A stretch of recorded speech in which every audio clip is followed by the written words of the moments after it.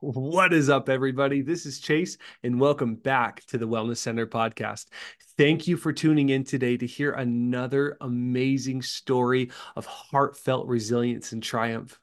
Guys, this episode today is going to be awesome. Not only did this guy come in totally clutch because I had someone cancel and he was able to come in last minute and do this episode today, but just looking at the background of my guest today, guys, dude's not only is he successful, but he's also thriving in life because of all of the skills and tools and everything that he's incorporated into his life.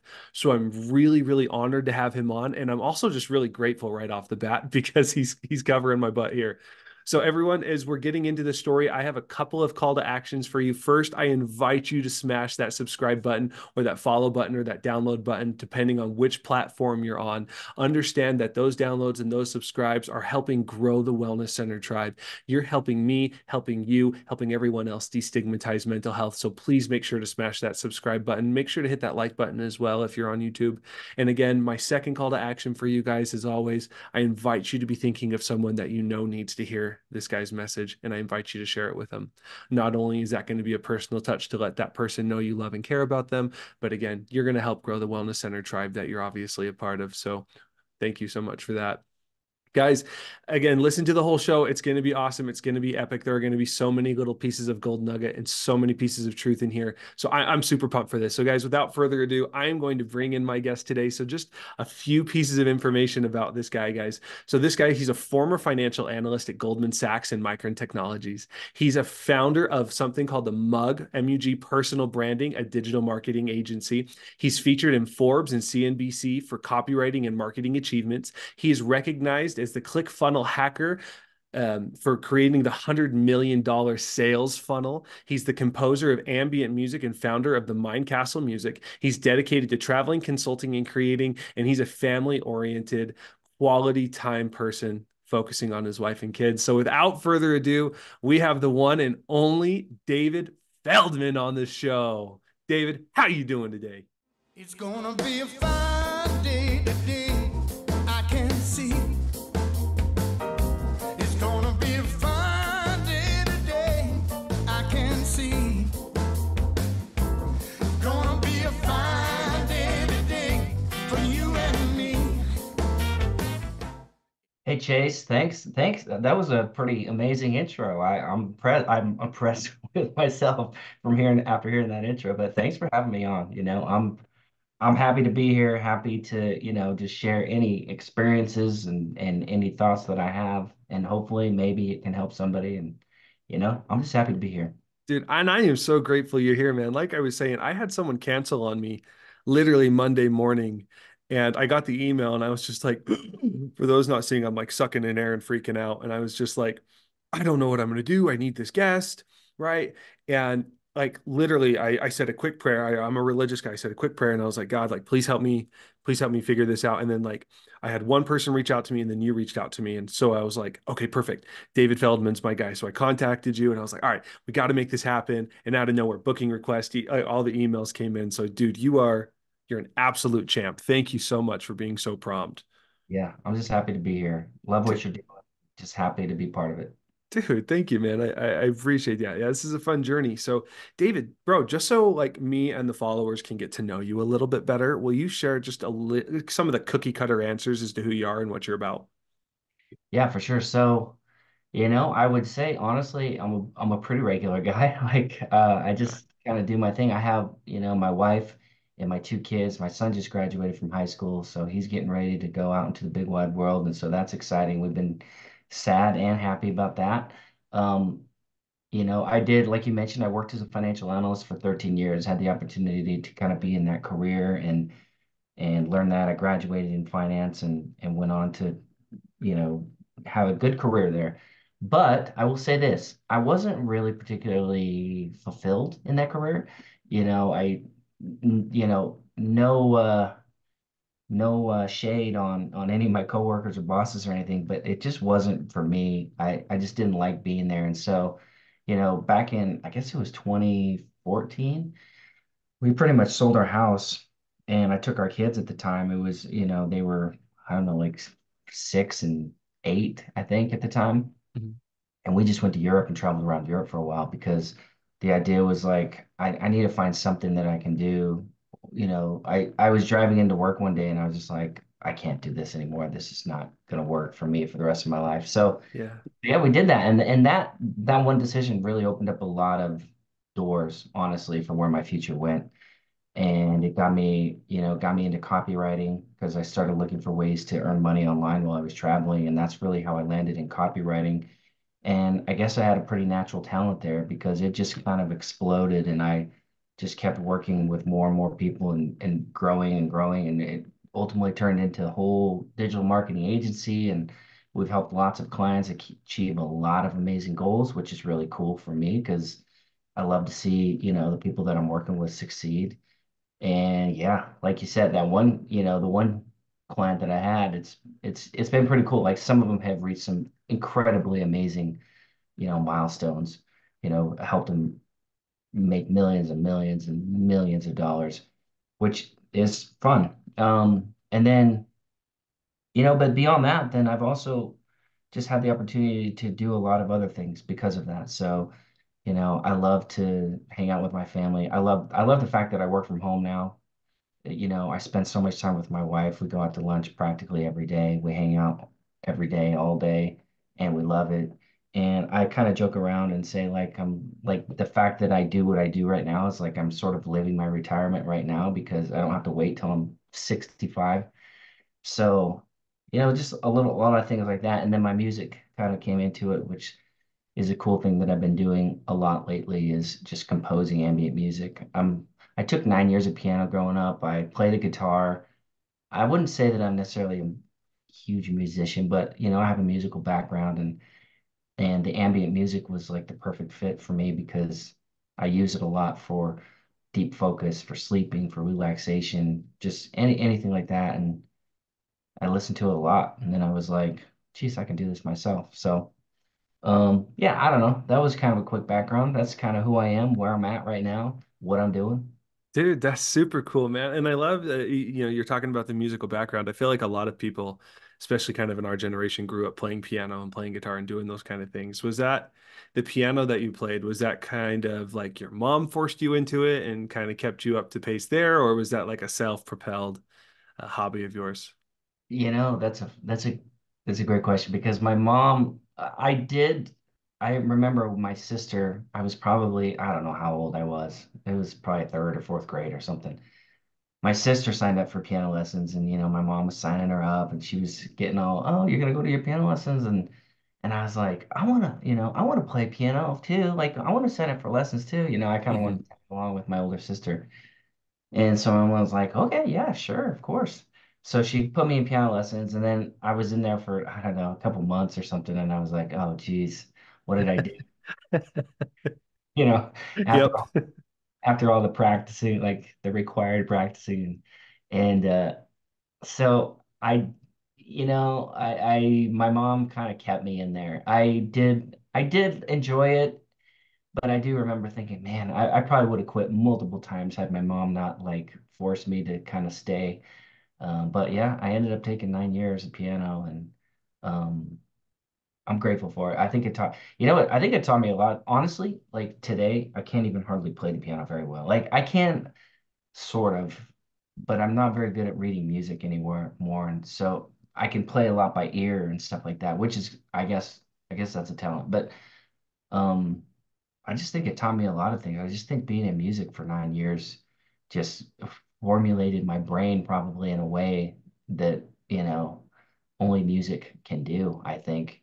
And so, for that, I'm grateful. The guitar was something that I picked up on my own for sure. That was not, forced by my parents, but my friends, I had some friends that played guitar, and I don't know, I guess I just kind of picked it up because I saw them playing, and pretty much what I did is I'd learn the chords, and then I would like learn a song, or as I was learning a song, I kind of learned the chords that had to go to that song. Hmm. And I remember going to these stores that probably people don't even remember, like Hastings or um I don't know, like Borders books, like places, and I would buy Barnes like and Noble and that kind of stuff. and I would buy Guitar Magazine because this was like just that's how old I am. Like this was pre-internet days, really. Internet was like dial-up at this point. And so, Mhm. I would go and I'd buy Guitar Magazine and they would have songs that like the barcode for songs in there or the bar, whatever, music for songs in there. And I would just like teach myself songs. And I just taught myself song after song after song after song after song. And I got to a point where I could play pretty much any chord and pick up a lot of music. And so, yeah, I mean, I'm not anything extravagant. There's much more like technically probably trained guitarists that are way better than me, but I like to sit down and just, strum the guitar. So, Yeah, I totally get that, man. So I grew up doing piano as well, right? And one thing that I can preach about it, and I know that you do too, there's that piano theory or the theory of music that is typically taught in classical piano lessons. It's broad, right? It can help in, I'm sure, in creating ambient music. I know it helps in guitar playing and that kind of stuff. I call myself a campfire guitarist.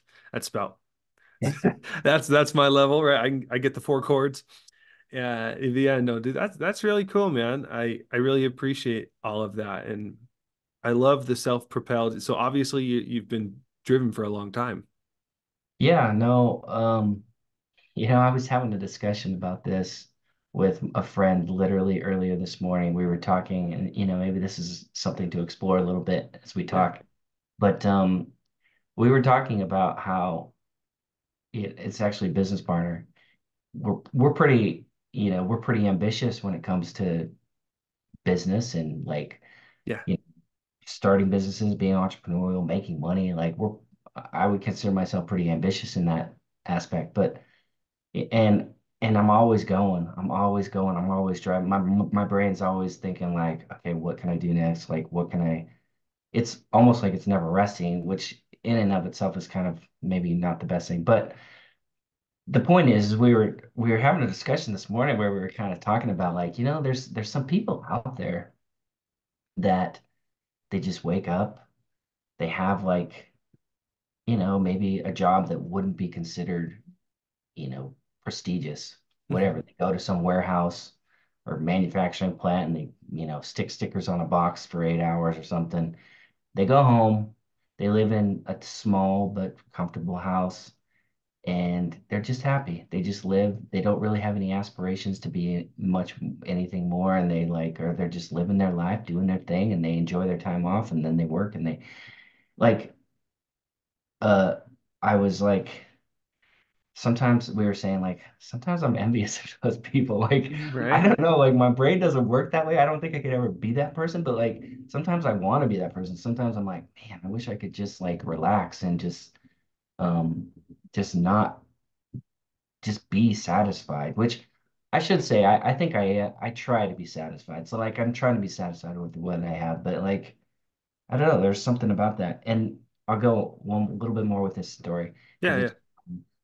and you probably heard this story because this floated around, who knows, TikTok or internet or Instagram or something probably for the last few years. So Mhm. I'm sure a lot of people have heard this, but it's that story about the rich, entrepreneur or somebody. And the details of the story can maybe be a little different depending on where you've heard it. But some rich entrepreneur is pulls up in his yacht to the beaches of some fishing village in Mexico or something, and there's the guy that's just sitting on the shore like fishing, and he's just kind of relaxing and just doing his thing there.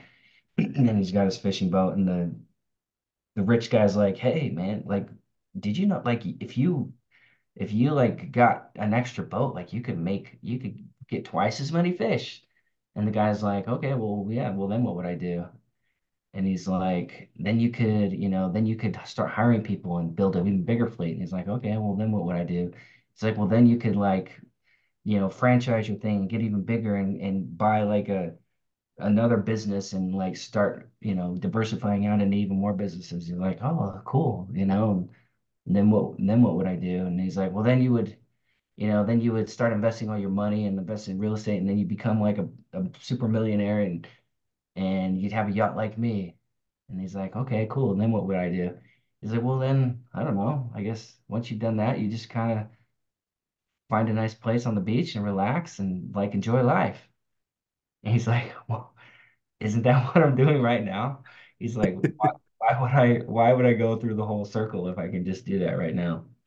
And so I don't know, that story hits me a lot. I think like I try to balance like my drive to achieve versus just being happy with where I am. Yeah. So Yeah, there's something really powerful about I love that, I think what you're talking about is we could probably spend the entire episode talking about this, right? Like simplicity, right? Acceptance of oneself, right? There's yeah. acceptance of one's situation, right? I think all of that's so cool and so important, and I love that you bring that up. I do actually believe another guest a few episodes back talked about that as well, Oh, really? right? Okay. Yeah, so I don't think it's a coincidence that you're mentioning it as well, right? Yeah. Yeah, so no, dude, that's super cool. Thank you for sharing, dude. Thank you for talking about that. It's like what because America, right? And just to go even more with this, like America is so focused on making a bunch of money so you can retire. Yeah. Right. And sometimes that vision can get in the way of embracing and living the life you actually want to live. And there's ways to do it. Right. Yeah. But big business has taught us that the only way to actually do that is by going through the entire process and then starting that at 65 instead of doing it now. Exactly. Yeah. So that big question is to get self-aware of like, hey, where am I in life? Where do I want to be in life? And what can I actually do to get there? Yeah. And just, I would say, and I don't propose to be an expert at this per se, but like Hmm. I've been able to benefit from this, and I look around at a lot of people that aren't in the same boat as me. So I Hmm. consider myself very fortunate. But, you know, with what I've created, I mean, I'm not I've done okay and I do well for myself, but like I'm Hmm. not crazy yacht man rich or anything. Hmm. But that's what, and I mentioned it earlier, like I got enough money coming in. I can stay home with my wife. We can go out to dinner. We can go to a movie. If I want to Hmm. pick up and go to a movie on a Tuesday afternoon or something, I can do that. And I'm living the life that I want to live on my own terms. And I will say this, you just have to make the decision to do it too. Like Yeah. you have to believe that you can do it. You have to make the decision to do it. And you do got to kind of get out because people get caught up in this rat race. Like, oh, I got to work. I got to work my way up the corporate ladder. I got to like grind, grind, grind, and then I can relax. Well, no, not necessarily. You can figure out a way to make enough money to pay your bills, to go on vacation a few times a year, enjoy your life, still have time for hobbies if you want to go do whatever you want to do, and like actually be home for your kids when they have their, piano recital or their baseball game or whatever's going on. Like I feel fortunate, I quit the corporate world when my kids were like 6 and 8. And I do kind of regret, honestly, the fact that like their first 6, 8 years, I was gone a lot. I was gone at work. I was working 60-hour weeks or more. And, when I was at Goldman, actually, I would basically say goodnight to my son on Sunday night, and I wouldn't see him awake again until Saturday morning because I'd work, basically from like 6 a.m. to midnight, 6 days a week. Well, 5 days a week, sorry. And I'd get home Saturday, Friday night, and then I'd see him Saturday morning. So yeah, I mean, and that was a big thing for me. I was like, that was one of the reasons, honestly, why I left Goldman because I was like, no, this is not going to happen. Yeah. And um, and I saw like the ladder going up. And don't get me wrong, I love Goldman. I love everybody that I work with there. So this is not Goldman hate, Yeah. um, but I saw that if I worked up, became like a managing director or whatever, I would still be working, maybe I'm not working 80 hours a week, but I'd still be working 65 hours a week. Hmm. And okay, I'm making $1 million, but I would have to work for 15 or whatever, 20 years to get there to work 65 hours a week still. And basically miss my entire kid's childhood. I saw that, the writing on the wall for that, and I was like, yeah, that's not gonna fly for me. So That's awesome. yeah, But And I think that honestly, bro, that segues like perfectly into my first question because to get to that point in your life, there's obviously a story that got you there. So I would love for you, David, to take us back to a young David Feldman. When were some of the first times that you started struggling with your mental health? You know, to be perfectly honest with that, um, I'm gonna be perfectly honest with that. I think I was I had such a good childhood. Like, I can honestly say that my parents were quite possibly, I mean, the best that I could imagine. Like, they were really good parents. I grew up with a lot of confidence. I grew up with a lot of like belief that I could do anything, be anything. Um, Now the double-edged sword to that, looking back, Yeah. I think I I think I was kind of ignorant to a lot of people's other people's struggles. I thought everybody had it like as good as me. Like Mhm. it didn't mentally compute to me that like other people would go home from school and like not have any food or have their like mom or dad like punch them in the face or like I things like that didn't even compute to me or that they were like other kids were like going home and feeling super depressed or like they couldn't they didn't have any friends or anything like that. It just I was ignorant to that because I had a lot of you know honestly I was really confident. I felt good. I would say that I didn't feel depressed. I felt like I had friends. I felt like I had the world in my hand and everything was good. And so honestly, through my childhood, if I'm thinking about it, like I was pretty good. I think where my mental health, I would say, kind of struggles began were honestly probably more later in adulthood, Okay. where like honestly when I started becoming like self-employed and an entrepreneur. And that was because, I just, and again, I don't know that they were like any major, I'm sure, I know there's people out there that deal with like major, like mental struggles. And so I don't, say that I necessarily compared to anything significant like that, but my struggles personally that I have had, are like, I started realizing when I left the corporate world, well, I don't know. Actually, maybe when I was in the corporate world, I started feeling really like unsatisfied and really like unfulfilled and, maybe almost like frustrated with myself. I don't know if I'd say depressed, but frustrated, just internally frustrated, just like, this can't be my life. Like, I can't do this anymore. This can't be my life. So that was always a major struggle. I would say, fortunately, to that point, I had my wife who was very supportive. She was one that would say, a lot of wives would not be down for like quitting your job, selling your house, picking everything up, and just going on like gallivanting around Europe. And like, because like, hey, I don't want to work at my job anymore. You know, so, I credit her with a lot of, helping me being supportive and that sort of thing. But then when I started working my own, I guess to the mental thing, like I started noticing that as I didn't do fundamental things, I did start noticing like I was getting more stressed. I was getting like things became more overwhelming. Things like things that normally I did like 5 years ago that would have been like that were like massively overwhelming mentally for me. Or I felt like I was just failing, or I felt like I was not like measuring up to where I should be at this point, or that sort of thing.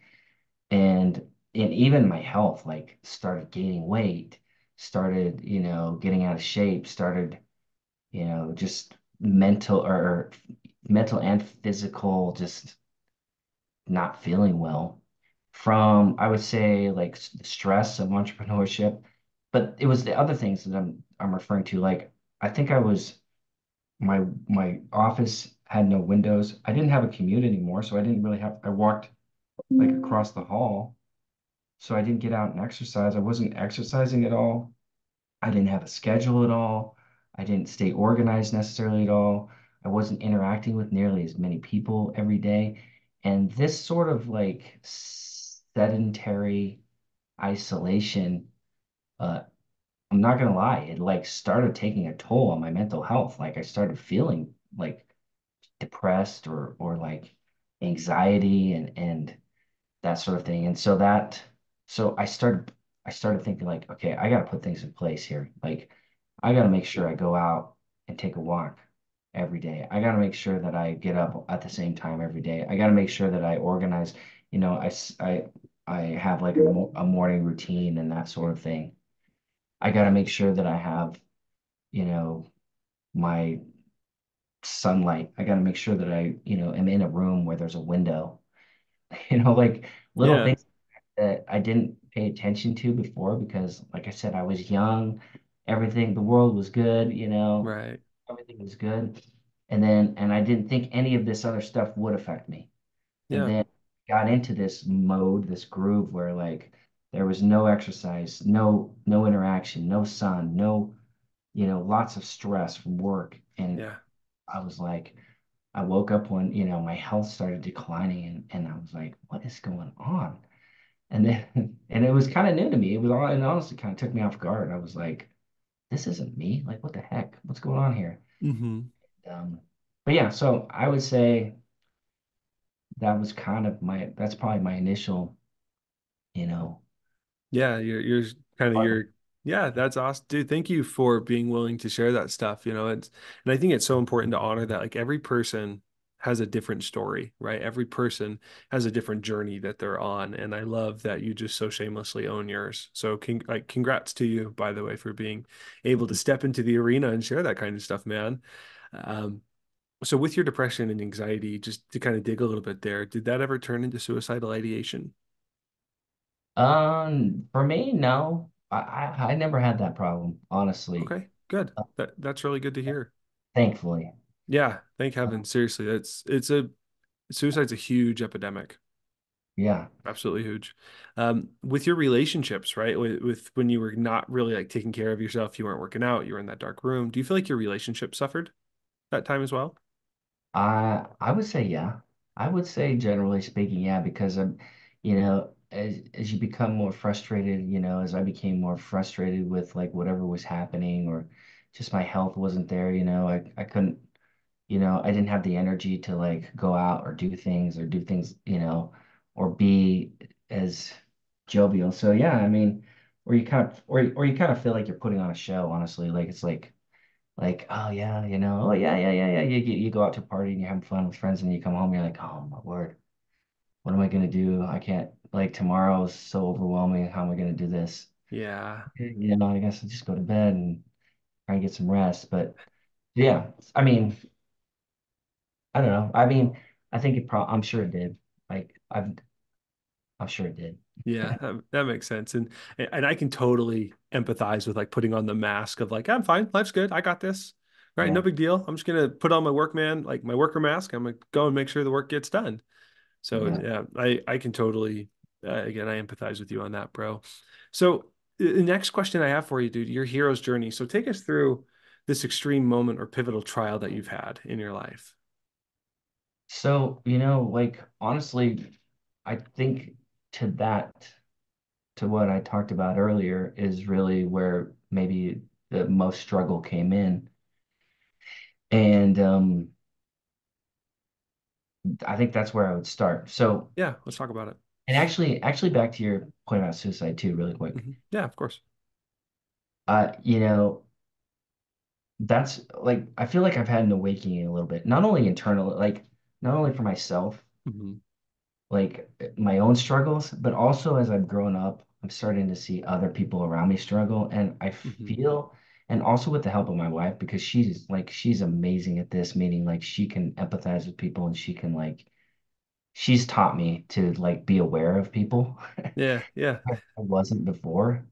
Like she's taught me like to be aware of that. And so I'm getting better at that. And it is like a major blow. And as I start seeing people, like I've had a couple of really close friends commit suicide. Like Mm. pretty close friends, people that I went to high school with that I was really good friends with that I knew, and like, we would keep in touch and all this kind of stuff. And I would have never known anything was going wrong, right? Mm.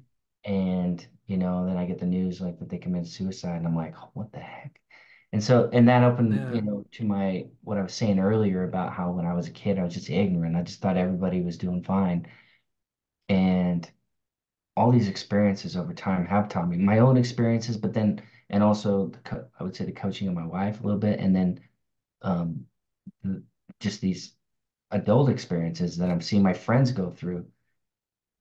And, another friend that I know really well that I grew up with that I had no idea like was suffering like from severe depression, like Mm. severe, like medically treated, Severe. Yeah. Super serious. like ketamine, like treatment, like intense stuff. Yeah. And like I was like, I didn't even know. Hmm. And um, anyways, so my hero's journey is, I would say, going back to, my struggles there. And I wouldn't say it's a hero's journey, my journey, but or what I've done. But Yeah. but just, I think it's really been the help of other people.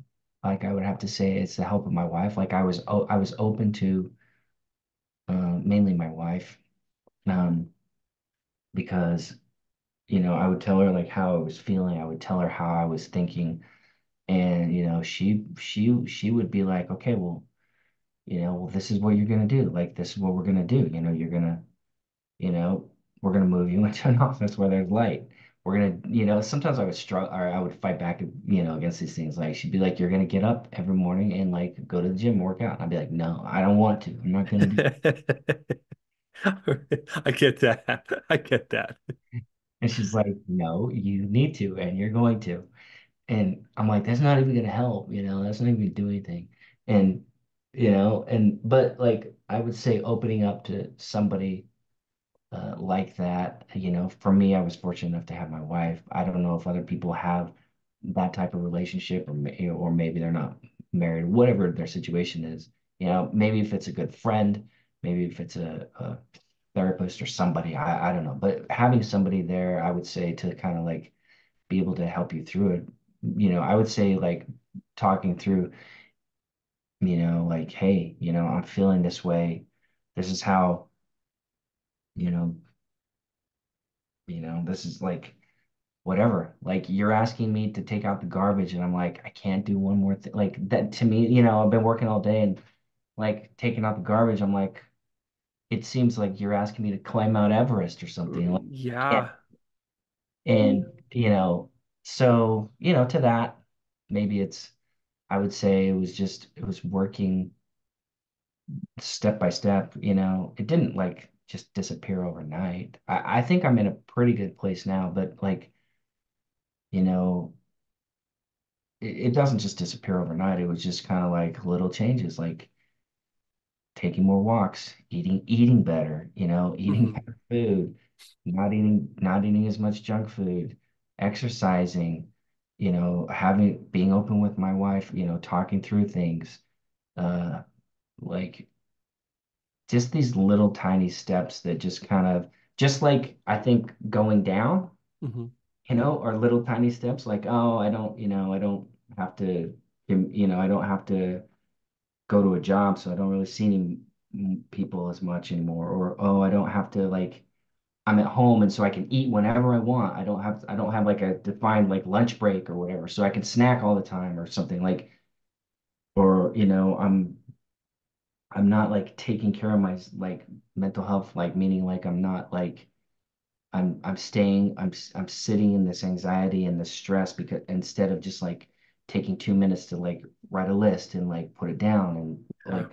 like all these little steps that brought me down, like Yeah. again, it's the little steps that kind of brought me out or bring me out. Yeah.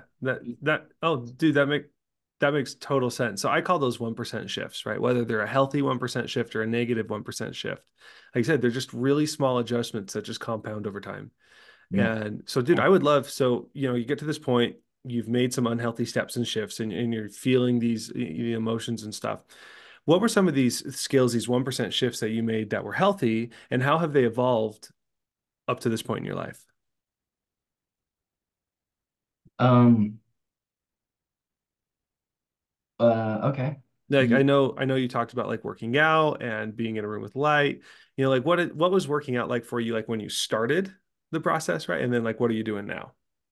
yeah. So, I feel like I put a lot of good habits in, it's like I don't know, I view myself and my mind now as like an operating system and I have to program it. I kind of understand that. Like I went through the first half of my life just like I said, just like I was just like just it was good. Like I was happy. I was happy. Genuinely, I think I was happy. Hmm. But I wasn't thinking about anything. I was just like living. I was just like the epitome of just not even Flying by thinking. the seam of your pants. Yeah, just Yeah. flying. And I was having fun and it was great. Like life was good. But yeah, those little eventually as I got older and I like things like responsibilities and pressures and things like started building up, those little kind of 1% shifts like started like got me to a place. But so to the other side, like the little 1% shifts of what I started and where they've evolved to, I would say that, a lot of them, one of them probably is honestly exercise. Hmm. Like I got to a point where, my cholesterol was getting high and my doctor was like, dude, David, you gotta start working out. You gotta start eating right, or you're gonna have diabetes here pretty soon, or you're gonna have to go on, cholesterol medicine and all this kind of stuff. So I'm like, oh, geez. Like it gets to points like that, like conversations like where I'm sitting in the doctor's office, you tell me things like that, where I'm like, crap, maybe I'm not as, like because when like these 1% ships down, you're Hmm. like, you don't realize it until like, yeah, then you're down there and somebody was like, hello, like a doctor's like having a conversation with you, and you're like, oh, geez, crap, I guess I am worse than I thought I was. Yeah, those wake up calls are terrible. Yeah, and so, I put into effect like, you know, eating right. Yeah, I still struggle with that, honestly, I'm not gonna lie. Like sometimes I I do good, but sometimes I struggle. But like exercising, I started like I signed up for a gym and I had never really worked out in my life before. And even the first little while, first year or so, like I was kind of spotty here and there, first Hmm. couple years maybe. But then I don't know, I've kind of got to a point where I actually am pretty consistent. I go to the gym, I go work out like 4 or 5 times a week. Hmm. And I honestly feel like it helps me. Like Yeah. it helps me release some stress, like get some physical, like just energy out or whatever you want to call it. Yeah. One thing that I did too is I I created a morning routine for myself where, I would like, I would go through my, I have like a personal, like kind of mantra type thing that I would read every morning. Hmm. I would do some study, some personal, like religious study Hmm. every morning. I would like meditate and pray every morning. I would write in my journal every morning. I Hmm. s- I set like 10 or 15 minutes aside to do like creative, like drawing or just reading of some other book or doing something every morning. Yeah. So what I did is I took a sticky note and a whole pad, and on every single sticky note I wrote like the 5 or 6 things that I wanted to accomplish like in my morning routine, whatever, Hmm. prayer, meditation, you know, read a book, all this kind of stuff. And what I did is I put a check every morning. If I did that, I put the check on it. And then I took that sticky note off and I stuck it on the wall next to my desk. And Hmm. I did that every day. And I went through like multiple sticky notepads and I did it like for a whole year. And I had a whole wall just full of those sticky notes that just had my morning routine on it. Just Hmm. like you've probably seen like pranks where people just cover people's office in sticky notes or something like that. Like that's kind of Yeah. what like the wall in my office looked like, but it was just sticky notes full of my checking off my morning routine that I had done it. And it kind of helped me because I wanted to, first of all, I knew that routine would help me. And I liked seeing the wall grow bigger and knowing the like, hey, I've been consistent. Yeah. And it also motivated me, like when I saw the wall and I didn't feel like doing my morning routine, I'd be like, I don't want to like skip a day and like not put a sticky note up. So, something like that was a little thing that I did. It was just a little thing, but that kind of I actually don't do the sticky notes anymore. But it got me. It did its job when I did it. Like It it did created the habit. of creating a habit of like getting in that morning routine and doing that. Um, and Which then which is huge, man, because like being able to have a healthy morning routine and creating habits out of it, that's actually like I know you say it's a little thing. That's huge, right? That does so much for people's mental health. I can't honestly like I used to hate getting up every morning. I have to get up at 6 or 6:30 or whatever it was and take a shower and get ready and drive to work and like walk up the stairs and go to my desk and, Mhm. you know, like log into my computer and then I'd walk, to the cafeteria and get like a cup of water and then I'd or fill up my water bottle. Like I had a routine and I didn't realize, honestly, yeah, it was like I'm telling you that routine, like as much as you hate it, like after I just was like free willy for like a year, like doing whatever I wanted, waking up when I wanted, eating when I wanted, reading when I wanted, like sometimes sometimes I would do meditate, sometimes I wouldn't, sometimes I'd pray, sometimes I wouldn't, sometimes I'd this, sometimes I wouldn't. Like I'm telling you, man, that routine, like being out of a routine, it like it like sends you into a tailspin, It honestly. Like it messes with you really bad. and I was like, holy cow, I didn't realize how much a routine, even though you hate it, how much it really helps you stay like just centered, positive, happy. Like Yeah. I feel like we just as humans, like at least for myself, maybe I speak for myself, but like that routine honestly was massive. It's massive to me because and I've realized that that was maybe one of my may talk about a journey. That probably was the biggest thing because it's like I realized I had to have that. Otherwise, everything would spiral. Mental health, physical health, productivity, just everything, relationships, it just like you need to have some sort of structure. Yeah, I love that. And that was such a beautiful gold nugget, right? That's so true and so important. So thank you for sharing that, bro. So David, like looking back at your life and the journey and everything you've been through, what can you appreciate about everything you've had to go through? Um, I'm really grateful. Like I think gratitude is a really big thing. And honestly, I feel like I do mess up in this area a little bit. Like I'm not as grateful as I should be. And I feel like a lot of us are so busy keeping up with the Joneses or trying to get the promotion or whatever we're trying to do, land the next client.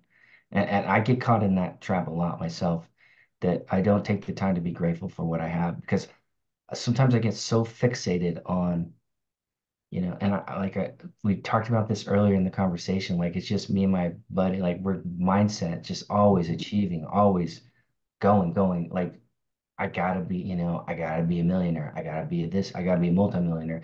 I gotta be a billionaire. And I don't have that. I'm not saying that that's who I am, but like that's the mindset, right? Right. It's the hustle. And then and like if I step back, I'm like, you know what? I got an awesome home. I can pay my bills. I'm healthy, generally speaking. I got two amazing kids. I got an amazing wife that I've been married to for 22 years. I I like everything in my life almost is something to be grateful for. Yeah. And so to your question, like I just am grateful for everything. I mean, and I try to be consciously like be grateful for it because I don't know why, but sometimes it's hard to like you forget that or you just get carried away in the grind or the just the day-to-day hustle and bustle. 100%. And and even if things aren't good, like, I know, like, whatever. I've been to places where people don't have anything and they're living in little huts or whatever they're doing, and they're still happy because, you know, they have family, they get a meal. Maybe it's meager, but they're not starving. They have fun at night, they play games, they do whatever they do, and life is good. And you don't need $1 million for life to not be good. And you don't even need, like, or whatever it might be, like, in your mind, like, I'm maybe kind of preaching for a second here, but like, whatever it is in your mind that you think has to happen, like, oh, I have to have a perfect relationship with my spouse, or I have to be the best father ever, or I have to make $1 million, or I have to be, you know, whatever it is that you kind of put on this pedestal as, like, this is what I have to have. And then you forget about everything else. Like, Hmm. I think a lot of people honestly do this with money. Like, Yeah. I know I do this. It's like, oh, I'm not, if I don't have $1 million in the bank, then forget everything else. Like, Right. that's like, I'm not successful, which is like, no, that's a lie. That's Right. not true. Yeah. And I've heard that story so many times. I'll be happy when, right? Essentially, right? I'll be happier when my marriage is better. I'll be happier when I have more money. I'll be happier when my debt's paid off. I'll be happier when I have the nice car and the nice watch. And I'll be happy when my kids finally behave or, right? Exactly. Like, we get these things, we get fixated in our heads, these ideas.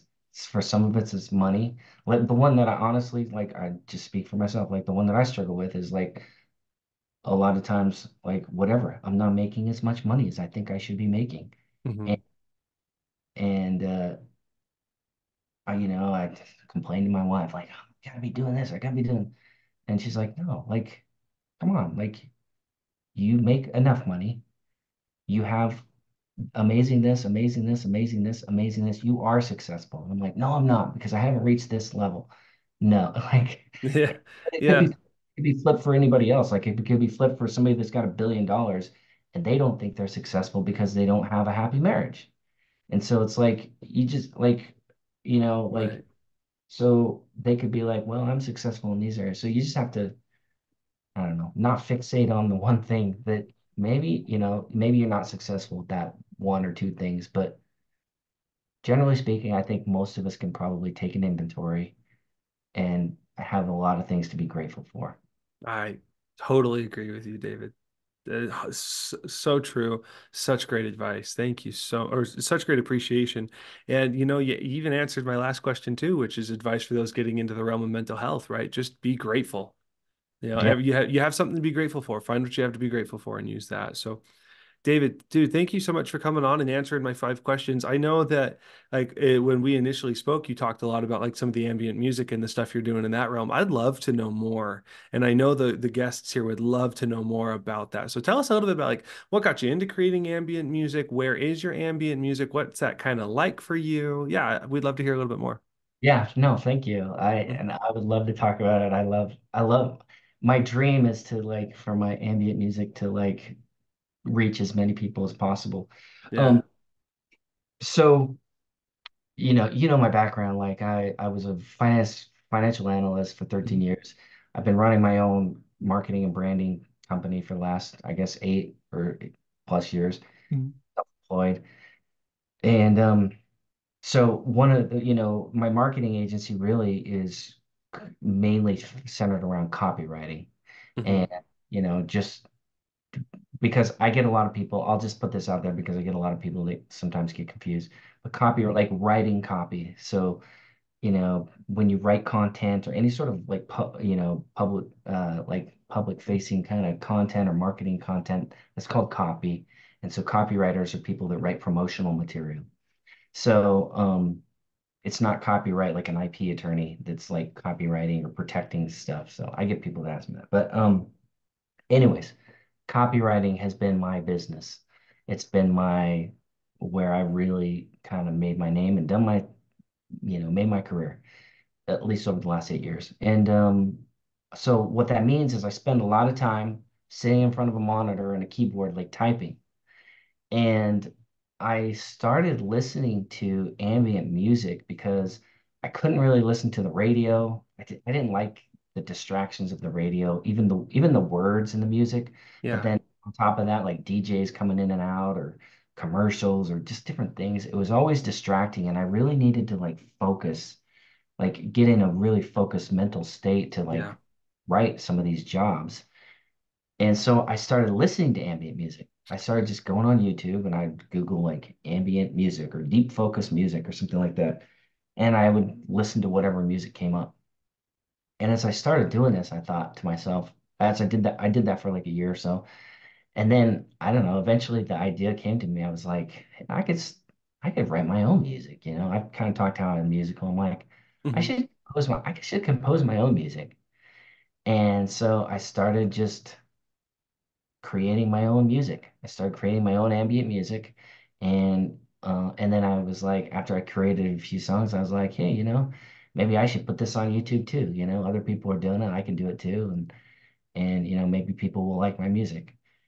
And so that's what I started doing. I created a YouTube channel called Mind Castle Music, and I started publishing my songs, and I just kind of edited them so they have like kind of nature stuff in the background or something if Hmm. people are watching. People don't, it's not really for the video more than the music because Hmm. I figured people, you know, these ambient music videos, a lot of them have like millions and millions of views, and I'm like, I figure people just kind of turn it on and listen to it in the background like I'm doing. Hmm. So, anyways, so that's really what like got me into it. I was like, I needed something, I needed music to listen to for myself. And I was like, okay, well, I think other people, if I enjoy this, other people will probably like it too. And, you know, it has been honestly, I'd have to say it's been so cool because I created it.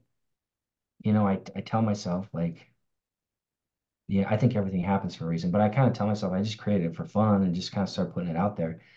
But it's been so, I will say this, it's been so cool. I've had so many people write to me and tell me that they love my music, which I'm like, it still surprises me every time it happens. I'm like, really? It kind of blows my mind. I'm like, really? Okay, cool. Like, that's Yeah. awesome. I can't believe it. Like, you know, I had some lady who was like, she's like, I work with a, you know, an autistic young girl and like she loves your music. Like she can't like sit still or do anything, but as soon as we put on your music, like it totally calms her down. She wants, and she asks to listen to it every day. And What a and rewarding message. yeah, and I'm like, holy cow. Like I was just creating a song just to, you know, listen to while I work, and this is crazy. That's And awesome. people were like, oh, my third grade class listens to it and they ask to listen to it every day, like during their drawing time or whatever. Or, you know, I listen to this. I could never get any sleep, and now I put this on every night, and like it totally helps me go to sleep. And like I get messages like this, which blow my mind. I'm not gonna lie. I'm like, holy cow, like how did I create something that does this? But um yeah, and so it's on YouTube. You know, if you search Mind Castle Music, um, you'll probably you should find my channel or some of my songs. I've got about, I don't know, maybe 60 or 65 songs uploaded on YouTube. And so you can go and listen to it there, Mind Castle Music, and you can listen and subscribe if you want. That'd be cool. Yeah. And the other place that I've actually really started gaining a following too, because people asked me, they were like, "Hey, are you on Insight Timer?" I was like, "No, what's Insight Timer?" And I really like Insight Timer. For those of you that don't know, I don't know. Do you know Chase? Oh yeah. What's okay? I used to use Insight Timer all the time for meditations. Okay, yeah. So, you know, Insight Timer. So I'm guessing probably most people maybe know, but you know, it's just an app, like meditation type app, I guess. I don't know what you would classify it as, but um yeah, so I got on Mindcastle and I started publishing my music there. And that's gone really well too. Like I get tons of messages there, and I think I just hit like 800 followers over there. So people are starting to like it and listen to it, and I get like probably like almost 200 like listens a day like Congratulations. uh, That's huge. which again I'm like grateful. I'm like, wow, this is cool. And but yeah, Insight Timer is another place where people can find my music. I'm trying to get on like Spotify and like other places too, but I just haven't gotten there yet. Hey. But eventually maybe it'll be on that on Apple Music or Spotify or stuff. But one step at a time. I gotta get there for that. But YouTube, Insight Timer. If you search on Insight Timer, I think it might be under my name actually, David Feldman. I don't know. If you search like David Feldman, Mind Castle Music together or something, I'll probably come up. Okay, cool. Yeah, And all of that stuff, just so like the listeners know too, that'll be in the description as well, the links for the Insight Timer and his YouTube channel. So if you want to go check him out, definitely go there. I know I'm a huge fan of ambient music, so I'm gonna go take some time and listen to that as well. So and yeah, definitely subscribe to him. Right. Every subscriber counts. So yeah. Thanks, Chase. Appreciate yeah, that. my pleasure, David. And David, last time, thank you so much for coming on the show today and sharing your beautiful story of resilience. I'm so grateful that I had the opportunity to celebrate you today. It's been truly a blessing. Yeah, likewise, Chase. I appreciate everything you're doing. Thanks for having me. I really appreciate it. So, Yeah. yeah, thank My you. pleasure. My pleasure, bro. And for those that have listened up to this point, I want to thank you personally for taking your time out of your day to come listen to David and listen to the skills that he shared with us, the tools and the story that he shared with us. Again, I want to invite you, if you haven't already subscribed or followed the podcast, please make sure to do so on whatever platform. If you're on Apple or Spotify, leave me that 5-star review and leave a comment to let us know how much you really enjoyed David's conversation with me today. If you have any questions or concerns, put them in the comment description as well. Everyone, again, thank you so much for your time. I really, really appreciate it. I want everyone to know to be looking out for this. I'm going to start working on different mastermind groups. I have a book that's going to be coming out soon and some other things that are going to be coming down the pipeline. So be ready, be excited for those. Those are going to start coming in, some one-on-one coaching as well, with some stuff that I'm developing. So I'm really excited for all the coursework and everything that's coming in this way, guys. So again, just stay tuned for that. Thank you everyone for tuning in again. I hope everyone has a great rest of their day and we'll see you guys on the flip side. Peace out.